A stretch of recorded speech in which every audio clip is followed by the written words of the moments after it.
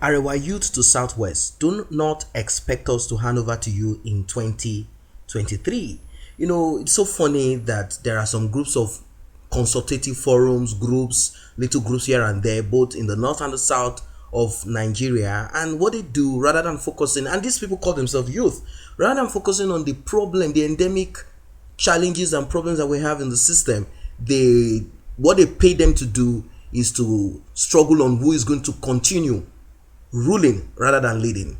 Northern youths, on the aegis of the Arewa Youth Consultative Forum, AYCF, has reacted to the alleged humiliation of Northerners in Lagos by task force.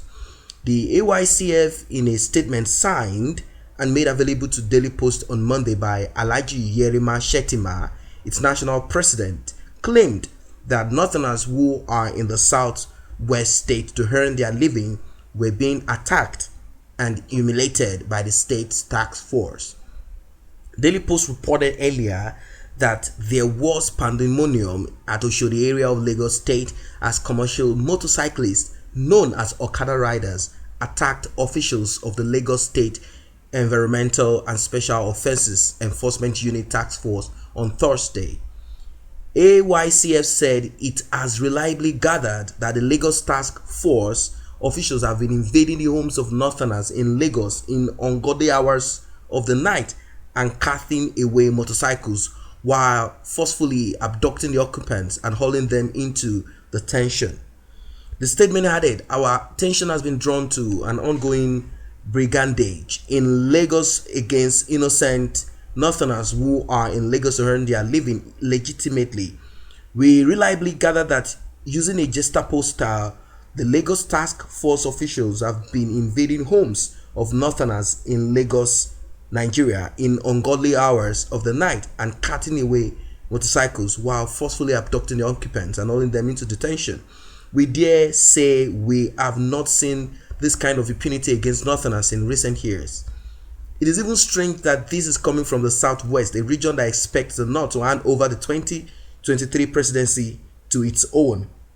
We have reason to now wonder if the Southwest truly expects the North to make it a successor in 2023. Consequently, the AYCF declares as follows: "We find totally unacceptable the use of force to invade the homes of Northerners in the wee hours of the night and arresting them for no legal or constitutional reason. We are not aware of any law by Lagos State government banning Okada, even though we know the restrictions have been imposed on Okada in selected Lagos communities. It is therefore imperative that either the Lagos State government or the task force explain the legal and constitutional basis for this action. It was very touching when we saw the task force officials raiding homes with majority of Northerners in the Oshodi area on the wee hours of the night.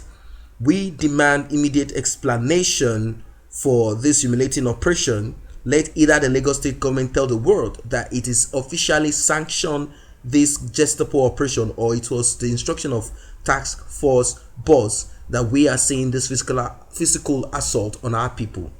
We are deeply disturbed by this rather uncivilized conduct in the 21st century, happening in a supposedly cosmopolitan city like Lagos. We gather that the people in many northern states are already tensed up by the news filtering out of Lagos since Thursday through Saturday, and we dare say this kind of tension in the north has very often been a precursor to revenge attacks. Something drastic must be done to avoid a reoccurrence of past security challenges caused by the humiliation of Northerners in Lagos. We call on President Buhari to take drastic steps in ensuring that the lives and properties of our people in Lagos or any part of the south is secured. That is what it said. So guys, you can actually see that the nation needs to break apart. Let's just say the truth. The nation needs to break apart. Now, I'm not saying that any human should be made to face any form of harm. No, I'm not saying that. So he said they call on president to take drastic steps to ensure this impunity by Lagos state government or task force is altered immediately. We call on all security agencies to take immediate steps in averting a situation capable of destabilizing the country.